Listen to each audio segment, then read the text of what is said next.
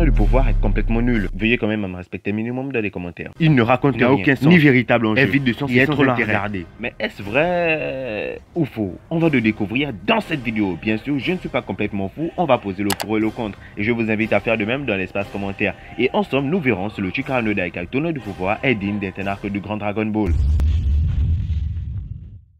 L'idée de base, elle est toute simple. 8 univers différents composés de 10 membres chacun devront s'affronter. Idée de Zeno. Si les 10 membres d'un univers sont éliminés, ce dernier se va être supprimé. Et le dernier univers encore debout avec le plus de membres, celui qui aura réussi à éliminer tous les autres remportera le tournoi et fera un vœu auprès du Super Dragon. Et c'est tout. D'après moi, je cherchais tout simplement la facilité. Pourquoi refaire un énième tournoi? D'autant plus que 2 arcs avant celui-ci, c'était un tournoi, celui de Champa. Et puis, qui dit tournoi dans les animés, dit pas de scénario, vu que tout ce qu'ils ont à faire, c'est de faire se battre plusieurs personnages en même temps. Ajoute à ça le fait que le tournoi du pouvoir ne nous amène à rien. Dans Dragon Ball, les tournois avaient pour but premier de tester nos héros et de voir à quel point ils sont devenus forts et avaient évolué au fil du temps. Et comme on avait presque commencé la série avec, fallait en finir avec, et aussi avec l'ennemi du moment qui était quand même le démon Piccolo. Et dans Dragon Ball Z, le Cell Game Cell voulait tester ses capacités pour voir s'il était vraiment devenu la créature supposément parfaite. Et pour ce faire, il devait se mesurer à des grands guerriers. Nous mettons ainsi Gohan au devant de la scène, celui-même qui nous gratifiera de cette scène de transformation SH2 tout simplement incroyable. Mais pas seulement, c'était pour nous révéler et nous dévoiler enfin cette grande puissance que Gohan avait au fond de lui. Cette puissance qui nous avait été teasée depuis le début de la série. D'ailleurs, une vidéo explicative avant celle-ci était déjà sortie sur Gohan sur la chaîne pour mieux comprendre le personnage, ses envies et ce qu'il aurait voulu faire de sa vie,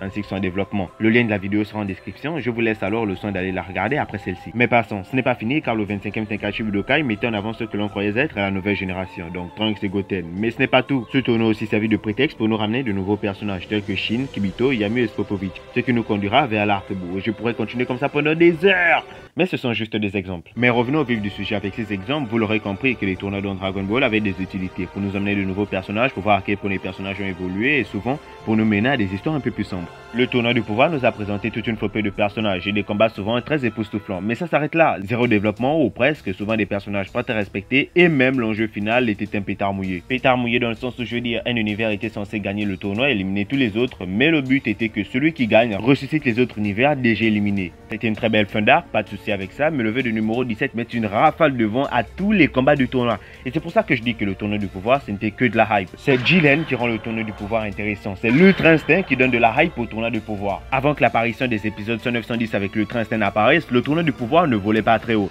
Supprime l'Ultra Instinct, supprime Jiren, et dis-moi, quel est ton moment préféré de tout le tournoi du pouvoir? Apparemment, silence radio, car il n'y en a que très peu et ne sont pas très mémorables. Après, faire gagner le numéro 17 est selon moi une très bonne idée, et franchement, qui l'aurait cru? Le vœu est très bien en soi, je ne suis pas contre le vœu, mais c'est juste qu'il met une balayette à tous les combats du tournoi. Le trio Goku Freezer C17 contre Jiren était juste magnifique, et d'ailleurs, une série d'analyses y est prévue pour cet épisode, donc active la cloche et abonne-toi à la chaîne pour ne pas la rater. Et le fait aussi que le Megatest est une forme que Goku ne maîtrise pas et qui, lors d'un combat, peut s'éteindre à tout moment, et du génie. Ça a emmené plein de retournements des situations. Il y a aussi eu les encouragements de Vegeta envers Goku lorsqu'il se mesurait à Jiren, la prise de mémoire de Kame Sennin, et quand même des bons moments de tension. Malgré tout ce que j'ai pu dire, j'ai toujours trouvé que l'idée du tournoi du pouvoir était juste géniale et sensationnelle. Mais juste pas très bien développé, pas très bien emmené, et avec certaines scènes et certains personnages qui ont été très vite expulsés. Et s'ils avaient rajouté quelques petites scènes poignantes avec une petite dose de gore, et qu'ils avaient préparé le tout minutieusement, croyez-moi que le tournoi du pouvoir aurait pu être le meilleur tournoi de tout Dragon Ball.